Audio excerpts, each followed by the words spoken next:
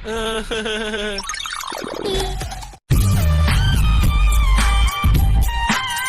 கலையையும் நீங்க கத்துக்கிட்டா எந்த ஆபத்தும் உங்களை நெருங்கவே முடியாது. அப்ப உங்களால இது எல்லாத்தையும் செய்ய முடியுமா என்ன? கண்டிப்பா என்னால செய்ய முடியும். இன்னும் அட்டகாசமா தான் இருக்கு. ஆனா குனிஞ்சு உங்க காலை பாருங்க. நான் என்னதான் கவனமா இருந்தாலும் அப்பப்போ என் கவனமும் சிதறுது. அதுக்கு சின்ன பசங்க கூட சண்டை போட்டு போட்டு எனக்கு களைப்பா இருக்கு. ஆனா நீ இங்க வந்து எல்லார்கிட்டயும் சண்டை போட்டுக்கிட்டு இருக்க. ஒரு சாதாரண புட்டிங்க்கு இப்படி போட்டு புரட்டி எடுக்கற. என்ன புட்டிங் நான் சொன்னேன்? நீங்க நினைச்சா எப்ப வேணும்னாலும் அந்த புட்டிங்க சாப்பிடலாம். ஆனா நான் இது வரைக்கும் அந்த மாதிரி ஒண்ணு டேஸ்ட் பண்ணதே இல்ல.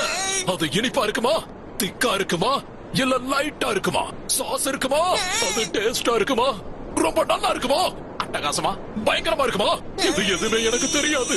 அதோட பிளேவர் நல்லா ருசியா இருக்குமா, இல்ல அதுல பிளேவரே இருக்காதா, அது மாய்ஸ்டா ரொம்ப ஃபிளஃபியா இருக்குமா, இவ்வளவு விஷயமும் எனக்கு தெரிஞ்சிருக்கணும். ஆனா எனக்கு எதுவுமே தெரியல. இப்ப பயிற்சி பண்ணிட்டு இருக்கான்.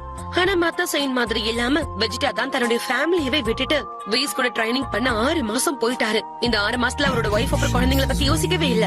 அவன் என்ன பண்ணா?